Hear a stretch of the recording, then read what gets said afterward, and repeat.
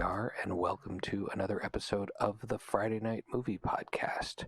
As many folks know, in solidarity with Blackout Tuesday and the Black Lives Matter movement, we paused the show for the first time in the 2.5 years it's existed last week. We are back this week.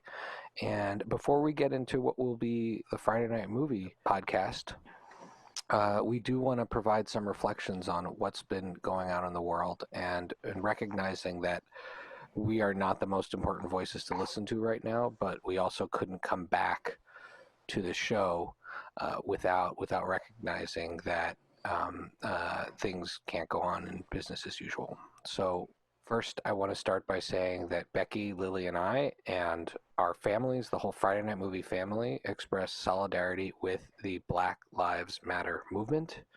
And we say this knowing that we have benefited tremendously in our lives from privilege.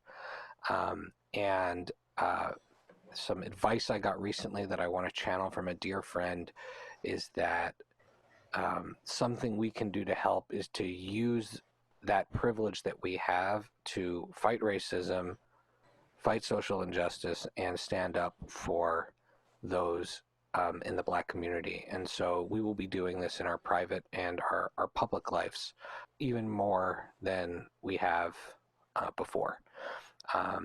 And that being said, you know, Friday Night Movie is a comedy show about our family. We don't usually talk about such heavy things, but we are also taking a hard look at ourselves and looking at ways we can improve ourselves and improve the show going forward. Now we're going to say a few words about some of the organizations that we are supporting during this critical time. And I've mentioned this on Twitter, but I'm mentioning it here again.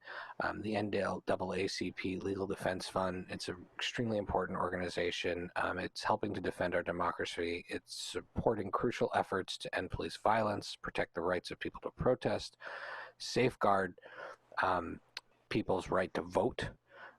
Voting rights is something that's really important to me, and ensure equal access to education and employment, and in general fighting systemic inequalities that continue to plague Americans. And that's where one of the places that I have been donating. Becky, I know you wanted to mention something that you're working on. I'm not personally working on it, but my husband Vlad is participating in it. There is the Bay Area Animation Alliance. They have put on auction on eBay of artwork. So all these incredible artists who work in animation have made beautiful, beautiful artwork. And they are auctioning it on eBay through June 12th. And all of the proceeds are going to go to the Equal Justice Initiative, which is an organization whose mission is to end mass incarceration and excessive punishment in the US, and to challenge racial and economic injustice. So we will post a link to that auction as part of our show notes. But if you can also, if you look up on Instagram, BA Animation A, you can find more information, or if you go to any of the studios, local animation studios websites who or Instagram pages who are participating in it, you can find more info there. It's Baobab Studios, Cuckoo Studios, and Tonko House. So I'm bidding on a few really great pieces as a way to support, and I hope you guys do too. For sure. And Lil? I was suggested what I think is a fantastic resource for parents by a wonderful friend of ours, Miri Jedikin, and she suggested The Conscious Kid, which is a nonprofit organization that focuses on parenting and education through a critical racial lens. So it's a great resource for parents to tackle the difficult but necessary topic of race and being not just not racist, but anti-racist, and educating children. And you can find them at The Conscious Kid, all one word, on Instagram, as I think a really interesting resource to help parents right now. That's great. And I on the parenting note, I'm going to use that to end on one really, I think, powerful quote, and also strangely use it to segue into our show. And it's a quote that's gotten a lot of attention on Twitter from an actor improviser. A person named Tawny Newsome, who is one of the stars of Space Force. She plays Captain Angela Ali, who I love, is my favorite character on the show. And her quote really spoke to me as a parent. Even though she does mention that she is in fact not a parent herself, I don't think on Twitter, in a series of funny tweets afterwards. But this is a very, very powerful statement, and I think it's something that all folks should think about. And she writes, "For anyone worried about talking to their white children right now, worried that their kid is too young for these conversations, I was 5 or 6 when my dad told me, no matter what you do, some people will always hate you. Black children don't get to not understand racism." And I think it's a brilliant and important comment, and I hope parents are looking for resources. I know we're having these conversations in our family, and Lily put a fine point on it, which is not just to be not racist, but how can we be actively anti-racist in all of the ways that we can in our lives. And so with that, with the brilliant words of Tawny Newsome, let's segue into talking about the show in which she is one of the stars that I think has we all think really highly of right now. Yeah, I would say it's like a major breakout role for her. Yeah, and that show is Space Force, which is on Netflix, which has gotten some odd critical reviews, some sort of like medium critical reviews. And I just to quote a line we talk about a lot, it's from an always a poignant Always Sunny in Philadelphia episode, which is, what are the rules here? I don't understand what critics are able to say is good on Netflix and what isn't, because I myself found Space Force hilarious. We're only 4 episodes in, but I found it hilarious and also kind of poignant. What about you guys? Well, I think that I'm easily swayed. Maybe it's because I have an older brother. Or, if you have an older sibling, maybe, Becky feels this too, because she has 2 older siblings. But I am not going to say easily influenced, but if there's a negative review, I'm like, ooh, I don't know about that. Or if I see like Shai knows I love a TripAdvisor situation. I like to hear what other people are saying. And so Do you love a TripAdvisor I do. situation? And I don't know if it's because I'm like I have an older sibling. Maybe that's like some influence there. However, I was on this bandwagon. What happened? Oh, sorry. Did I freeze? Yeah. Sorry. Okay.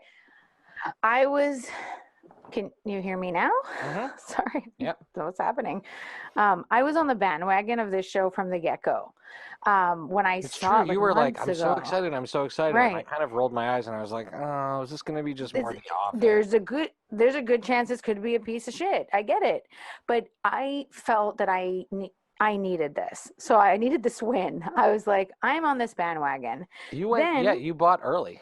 I did. I did buy early. And then you shared with us that the first reviews were mediocre. And I was like, you know what? Doubling down. Don't care. I was like, when the trailer dropped, I was like sending it out to everyone. And I was like, very excited for this. I'm not losing my momentum. And it did not disappoint. Like, this is a perfect example of like, no, sorry. Is it perfect? Maybe. I'm not even going to say it might not be perfect. I'm loving it. And I think that you asked a great question. Is it Parks and Recs? And I think that it's enough Parks and Recs that makes you feel good when you watch it. Lily, you're referring to a question that I didn't actually ask. Oh, sorry. Just in the notes. People don't get to read our notes while we're doing the show. You can say, what kind of show is this, and pretend it was your question. What I'm saying is that, yes, I love it. Sorry. Yes, I love it. And I think that it is timely enough without hitting you over the head. There's enough references that it makes you wink, wink, at the absurdity without making you feel shitty about the way the world's going. It's the way in which I need to laugh At the current government. at the current Right. administration that doesn't make me depressed and cry. Like, this is the, you know what I mean? It's like just the absurd stuff, it's just without enough. being the harmful, horrible, horrendous stuff. Right. We have the news and really important like commentary and analysis in our lives that we review for that. Right.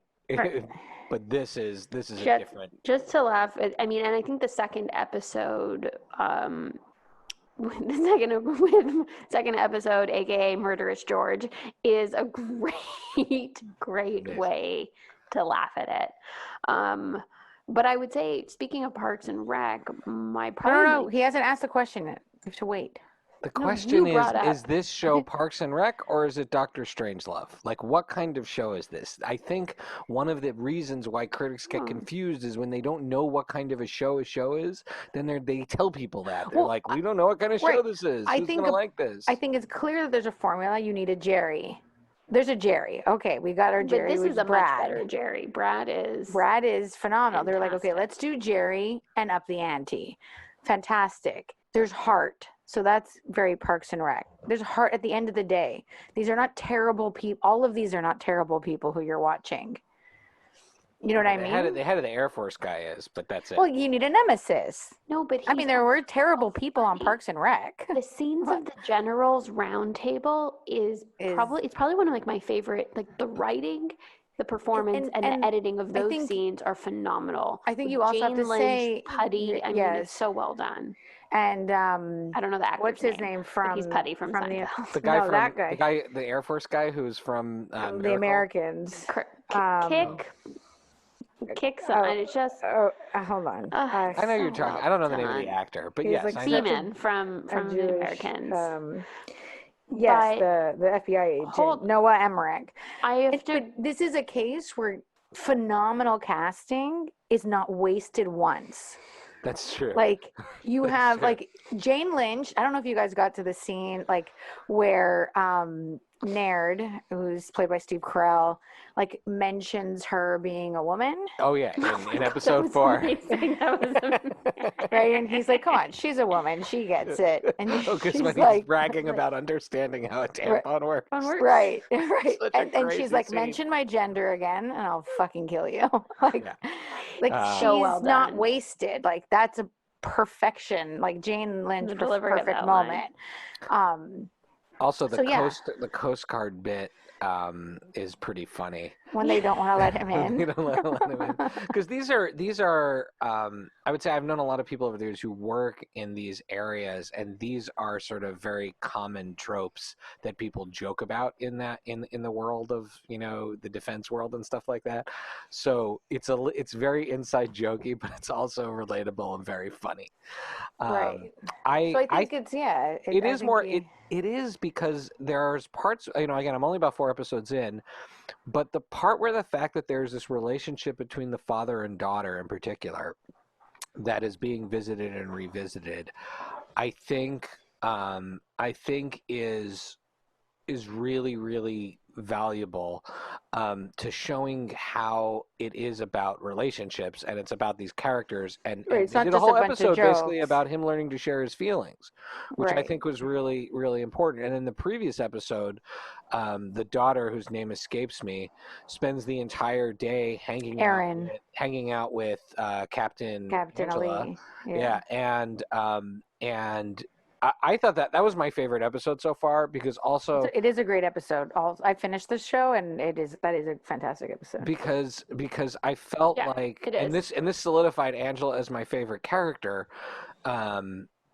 because Allie kept saying, "Well, why isn't she being more mean to this spoiled kid?" And I'm like, "Well, like, I think she's a kind person, first of all. Second of all, it's the general's daughter." Yeah. Also, I think what she's going through is actually quite tough.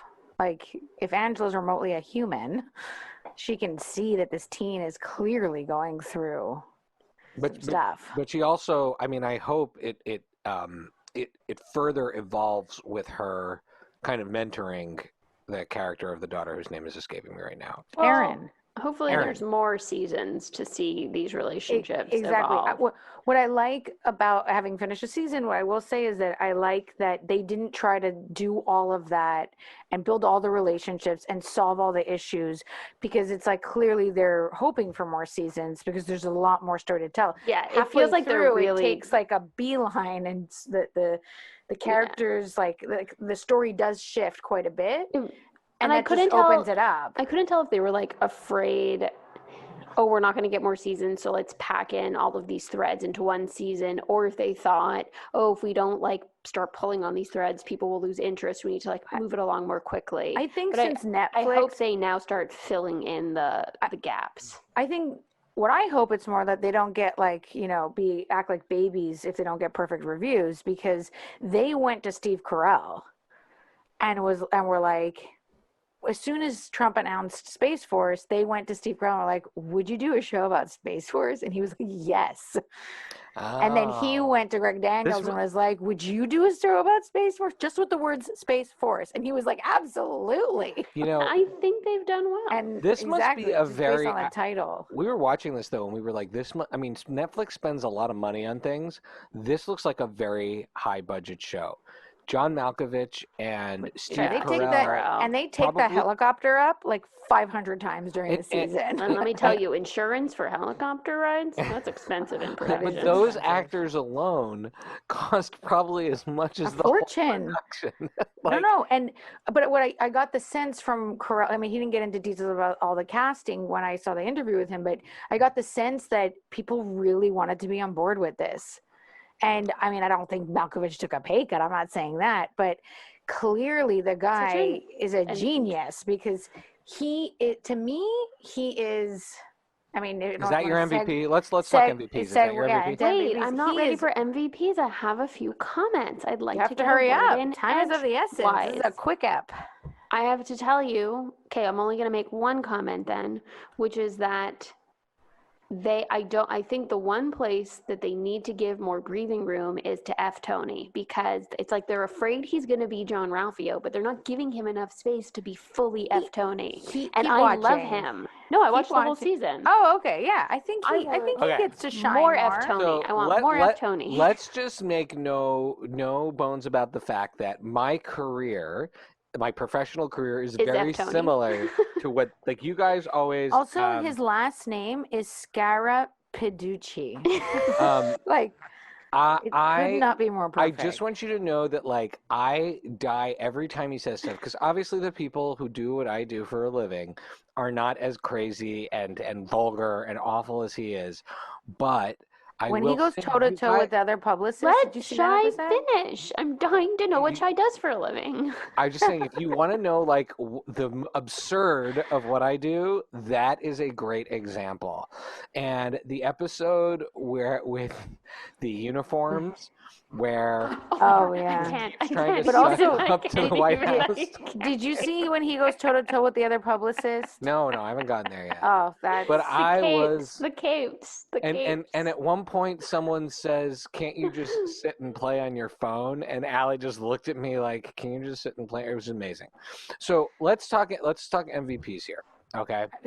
Me, it's Malkovich. Okay, and for me, it's Tawny Newsome as Captain Angela. If there is season 2, I want her in as a core element of every episode. If you love her this much, you're on episode 4. The rest of the season will solidify it for you. Yeah, I mean, I think she's great. I think that she's there's so much there, and I love her performance. She's so much charisma.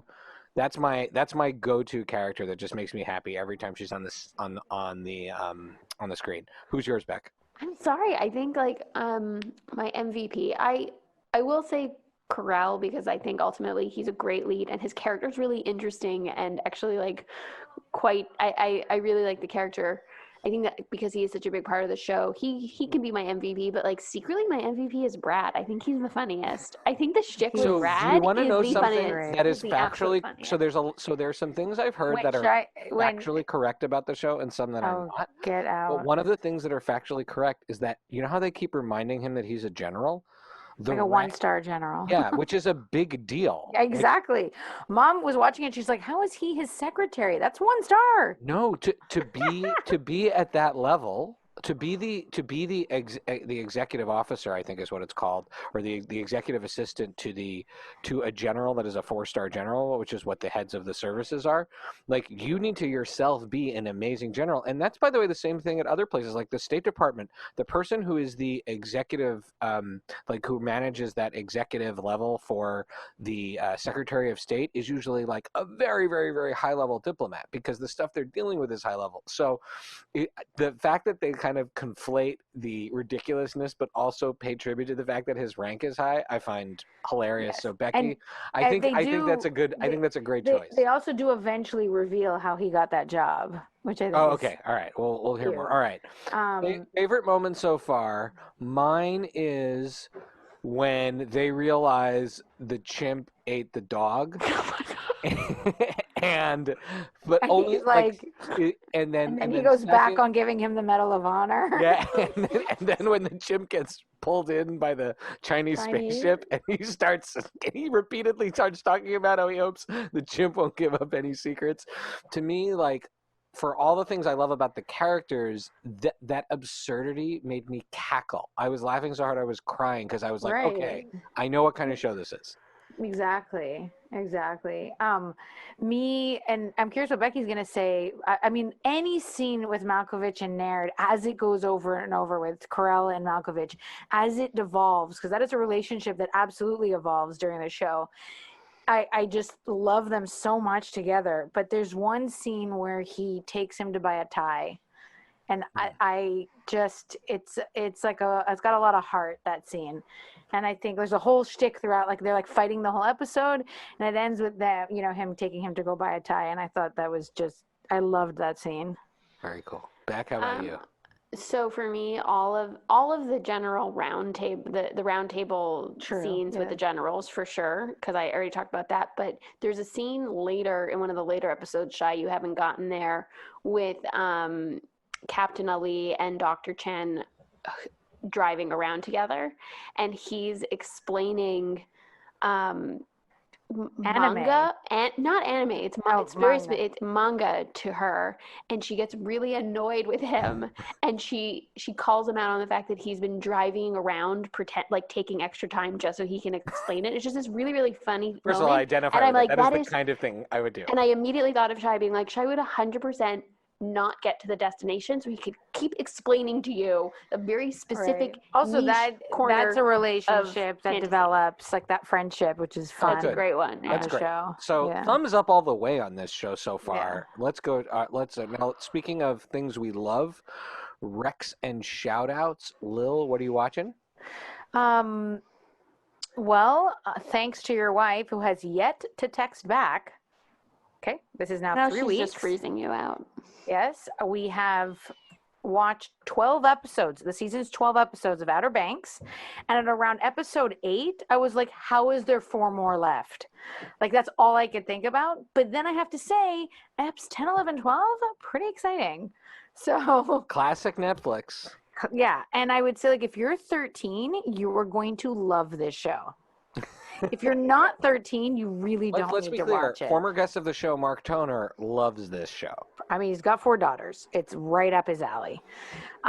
So I completed that. I'm not sure I could possibly recommend it. And then we started Waco upon Shai's suggestion, which, if you're into cults, it's fascinating. Acting's amazing, but it's heavy. Also started Homecoming, which I've been wanting to see because I loved the podcast. So I'm curious to see that on Amazon Prime. And Life in Pieces is saving me. So Beck, how about you? Madness. Just in the total Avatar Last Airbender zone. That's all I can say. You're in season 2 now, right? I just finished season 2, and I'm very slowly watching season 3. And I want to be very clear about this. I am officially show-motional about it. Yeah. So unless you want to talk about it on the same level as me that I'm on, you don't talk about it at all. I don't even just move on. Like Becky and I have like phone calls where I just call and we're like, okay. We just talk for like a half an hour a day about Avatar. What I do think is that if Netflix better not blow all their budget on Space Force and not have enough budget to do the Avatar show, because it's going to have to be a high budget show for it to work. My recommendation is going to go in the world of music. Eventually we're going to post the episode we recorded last week but didn't post, which is an episode about Howie and my new music that's coming out eventually. And I mentioned this singer songwriter who joined us as a guest on the album, Jasmine Gillison, and I have been listening to her music nonstop in the last week, and I caught her doing a live, a little bit of her live show on Instagram. 2 songs, "Oh Friend" and "Concrete," very different sounding songs, very different production, but her voice is amazing, her words amazing, her music fills up my heart. It's fantastic. And then in the world of the absurd, the Transformers Basics series by Chris McFeely on YouTube, my constant research for Lily and her son. Where can people follow you guys? Chichi K. Gomez on the Twitter and Letterbox. At Paper BK Princess. At Pancake Fort Table on Twitter and Instagram, at Friday Night Movie on all of the socials. Thank you again to our listeners for being with us and for hopefully taking a good listen to what we said at the top. And I'll just say again, we are probably going to make a million mistakes. We probably made a million mistakes in what we said, but we are trying to lead with our hearts and listen and learn, and we will continue to do that and bring that to the show. I love you guys very much. I miss you, and love you guys. we'll talk Miss soon. you. Love you. Love All right, you. bye. Bye.